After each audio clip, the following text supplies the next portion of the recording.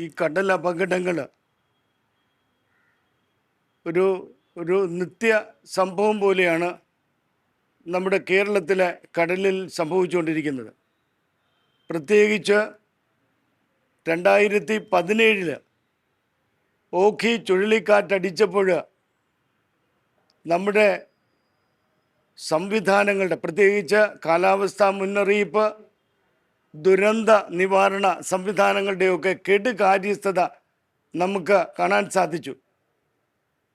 അന്ന് തന്നെ നമ്മൾ ആവശ്യപ്പെട്ടതാണ് കൃത്യവും വളരെ മത്സ്യത്തൊഴിലാളികൾക്ക് ആശ്രയിക്കാൻ സാധിക്കുന്ന രീതിയിലുള്ള മുന്നറിയിപ്പ് സംവിധാനങ്ങൾ ശക്തിപ്പെടുത്തണമെന്ന് ആവശ്യപ്പെട്ടിരുന്നു.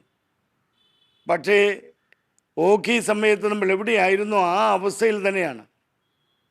ഈ 2026 ജൂലൈ മാസം 31 കടൽ പ്രക്ഷുബ്ധമായപ്പോൾ മുന്നറിയിപ്പ് സംവിധാനങ്ങൾ നമ്മുടെ സംസ്ഥാനത്തുണ്ടായില്ല.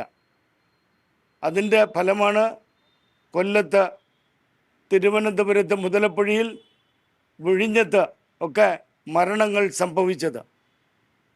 ഈ മത്സ്യത്തൊഴിലാളികൾക്ക് മരണങ്ങൾ സംഭവിക്കുമ്പോൾ നമ്മുടെ ഭരണാധികാരികൾ വേണ്ടത്ര ശ്രദ്ധയും ജാഗ്രതയും കാണിക്കാത്തതുകൊണ്ടാണ് അടിക്കടി ഈ അപകടങ്ങളും മരണങ്ങളും ഉണ്ടായിക്കൊണ്ടിരിക്കുന്നത്. മുതലപ്പുഴയിൽ ഇതിനകം 80-ലധികം മരണങ്ങളും അതോടൊപ്പം ധാരാളം അപകടങ്ങളും ഉണ്ടായിട്ടുണ്ട്. ഇക്കാര്യം ഇവിടുത്തെ ഭരണാധികാരികൾക്കും ഇവിടുത്തെ ഭരണ സംവിധാനങ്ങൾക്കുമൊക്കെ കൃത്യമായിട്ടറിയാം. ഈ വർഷകാലം ആരംഭിക്കുന്നതിന് മുമ്പ് ജൂൺ മാസം 10 ഞാൻ നേരിട്ട് നമ്മുടെ ഫിഷറീസ് വകുപ്പ് മന്ത്രിയുടെ അടുത്ത് പോയിരുന്ന് അദ്ദേഹത്തിനൊരു നിവേദനം കൊടുത്തിരുന്നു.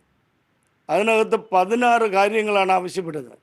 വളരെ കൃത്യതയോടുകൂടിയാണ് ചെയ്തത്. കാരണം ഈ വർഷവും ഇത്തരം അപകടങ്ങളിൽ മത്സ്യത്തൊഴിലാളികൾ മരിക്കുന്ന ഒരവസ്ഥ ഉണ്ടാകരുതെന്ന് കരുതിക്കൊണ്ട് തന്നെ അതിനകത്ത് 10-ാമതായിട്ട് പറഞ്ഞിരിക്കുന്ന കാര്യം ഇതാണ്: ഈ മുതലപ്പുഴയിൽ വർഷകാലം പ്രക്ഷുബ്ധമാകുമ്പോൾ അവിടെ സുരക്ഷാ പ്രവർത്തനങ്ങൾക്ക് നല്ല നൈപുണ്യമുള്ള വ്യക്തികളുടെ ഒരു സ്ക്വാഡ് നിയോഗിക്കണമെന്ന് പറഞ്ഞിരുന്നു. ഏതോ മത്സ്യത്തൊഴിലാളികളുടെയൊക്കെ ഒരു ഗ്രൂപ്പ് രൂപീകരിച്ചെന്ന് പറഞ്ഞിരിക്കുന്നത്. പക്ഷേ ഈ അപകടം സംഭവിക്കുന്ന സന്ദർഭത്തിൽ ഒരു മേൽനോട്ട സംവിധാനം ഉണ്ടായിരുന്നില്ല, രക്ഷാപ്രവർത്തനത്തിനായിട്ട് ആരും ഉണ്ടായിരുന്നില്ല. ഞങ്ങൾ ആവശ്യപ്പെട്ടിരുന്ന മറ്റൊരു വളരെ സുപ്രധാനമായ കാര്യം ഇതാണ്: അവിടെ വേണ്ടത്ര ലൈറ്റ് സംവിധാനമില്ല. അതുകൊണ്ട് അത്യാവശ്യത്തിന് ലൈറ്റെങ്കിലും അവിടെ വയ്ക്കണമെന്ന് പറഞ്ഞു. അക്കാര്യത്തിൽ ഒരു നടപടി ഉണ്ടായില്ല. ഇനി ഞങ്ങൾ ആവശ്യപ്പെട്ടിരുന്ന സുരക്ഷാ ക്രമീകരണങ്ങൾ, സ്പീഡ് ബോട്ട്, അതുപോലുള്ള കാര്യങ്ങൾ. ഈ അപകടം സംഭവിച്ചപ്പോൾ അവിടെ ഉണ്ടായിരുന്ന മത്സ്യത്തൊഴിലാളികളൊക്കെ വിഴിഞ്ഞം മറൈൻ പോലീസിൽ ബന്ധപ്പെട്ടിരുന്നു. അപ്പോൾ അവർക്ക് മനസ്സിലാക്കാൻ സാധിച്ചത് ഈ മറൈൻ ബോട്ടിൽ ആവശ്യത്തിന് ഡീസൽ പോലും ഇല്ലായിരുന്നു. ഇതാണ് കടലും മത്സ്യമേഖലയുമായി ബന്ധപ്പെട്ട് നിൽക്കുന്ന വളരെ പരിതാപകരമായ അവസ്ഥ.